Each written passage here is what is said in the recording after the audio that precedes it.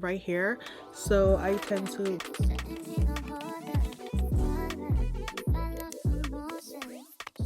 Hey guys, today I'm going to be sharing 5 tips to help you avoid having cakey foundation and concealer. So the first thing we're going to do is moisturize. I'm going to use the Skin Fix Barrier Plus Moisturizer. This is a really good moisturizer if you have oily combo skin. If you have more dry, normal skin, you can use something that's a little bit more hydrating. However, if you are like me and have oily combo skin, using a gel-like moisturizer is your best bet because it's not going to be super thick and heavy on your skin. Adding the moisturizer is going to help with any dry patches you may have, any dryness in general.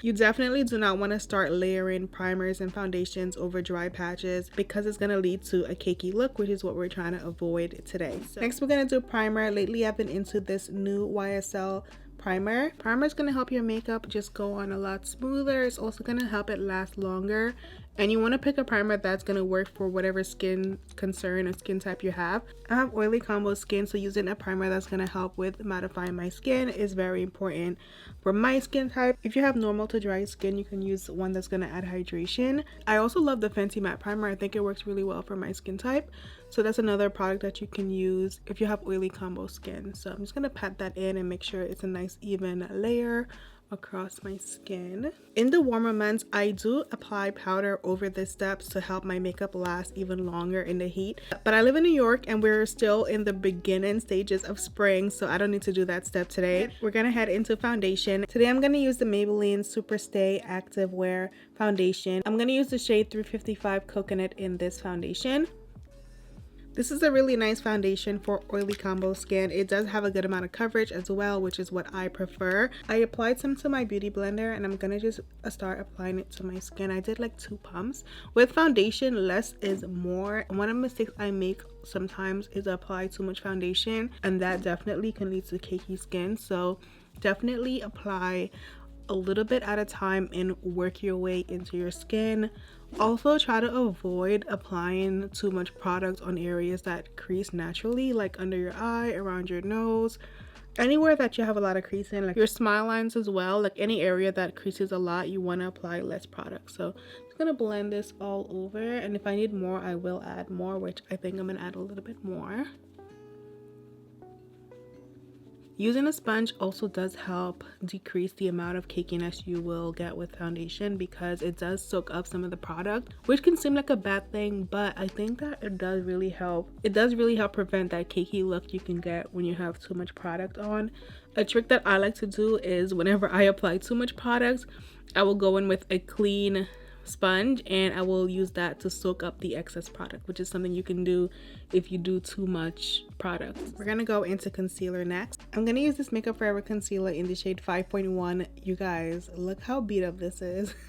I've been using the mess out of this concealer clearly, so I'm gonna apply this in areas that basically I want to highlight, so like under my eyes, my nose. With concealer, you definitely want to blend it very well because it can crease so easily because it tends to be a little bit thicker than your foundation, and concealer literally goes in every single spot that creases. So it goes under your eye. I have a little bit of I have a line right here, it goes on that area. It also goes like right here with creasing, and then I always add a little bit in right here, and obviously in that area does have creasing as well. I'm gonna add a little bit right here as well to lift my face. I will add some under my brows as well, but I'm gonna do that step once I blend everything out. So I'm gonna start blending the concealer. I'm gonna start with my chin and my forehead. I'm gonna do under eye last. I want that area to get a little bit more settled in, so I'm gonna do that area last. We're gonna just blend this in. I personally like to use a more full coverage concealer because whenever I use concealers that are not full coverage, I just want to add more and more because I want that look. So I end up having more of a cakey look. One of the biggest things that causes caking is adding too much product. So I try to avoid that in any way possible. Alright, so now we're gonna blend under my eye. I'm gonna use this out of the beauty blender. And I make this face. This helps stretch out that area so it's not like creased up. So yeah. This is also really important when you're setting your concealer to make that face and get in there.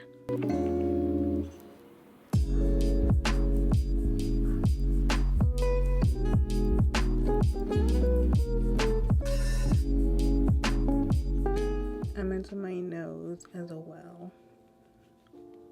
So next I'm going to set everything. I'm going to use the Huda Beauty powder in the shade Banana Bread to set my under eye. And I'm going to use the Fenty powder for the rest of my face. To set my under eye, I am going to go over it a little bit again with the sponge.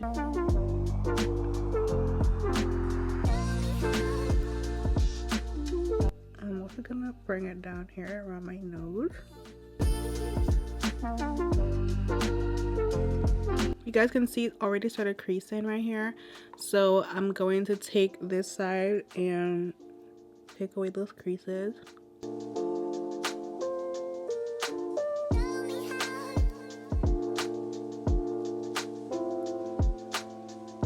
Definitely add some around my nose. Okay, and then I'm going to put a little bit on my forehead as well. As I said earlier, I am taking my Fenty powder for the rest of my face. I'm using a big brush like this one. This one is from BK Beauty. It's their 105 powder brush. I'm gonna just press the powder into my skin. A very, very light amount of powder. You don't want to put too much because too much will cause cakiness. Basically, like less is more is the key, okay? Alright, so next we're going to do brows. For brows today, I'm going to use my Refi pencil. Hopefully I'm saying that right. I've been calling it Refi and I haven't looked it up to see if I'm saying that right.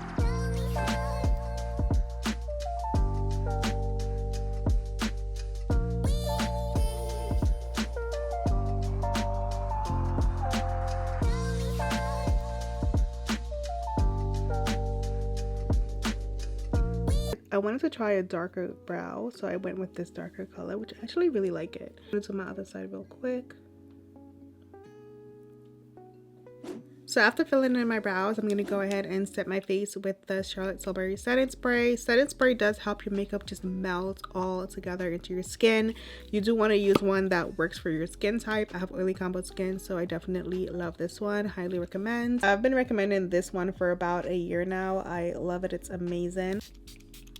Taking a light layer of powder, and I'm going to place that under my eye once again.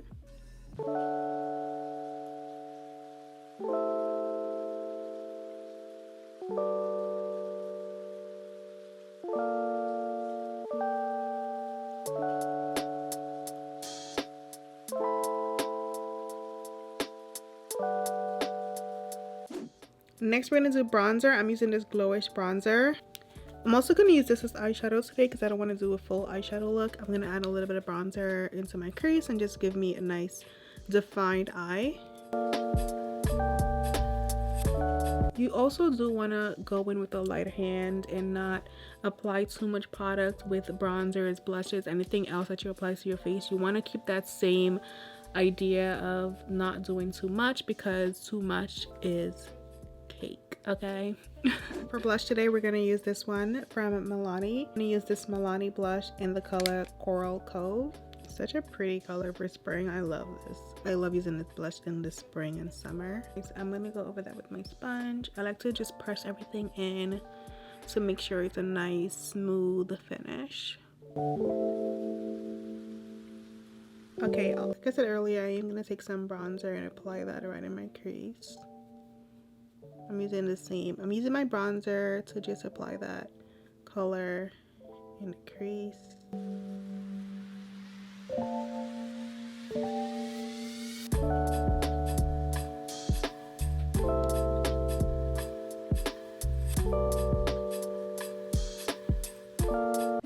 I'm gonna use some of this mascara on my lower lashes as well, just to add a little bit of definition on it. They're looking kind of bare, so.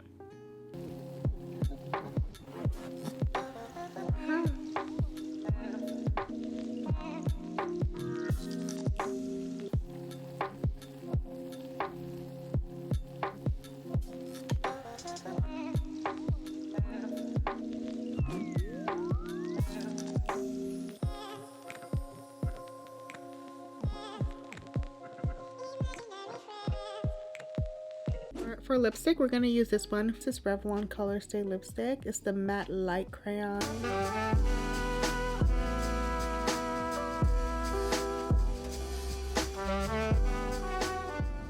I don't see the shade name on this color, but it's a really like pretty nude color. I'm gonna try looking online to see like what shade it could possibly be. But for gloss today, we're gonna use the NYX Butter Gloss in the shade Bit of Honey from NYX. I'm gonna take this fancy highlighter because I want to add a pop of color.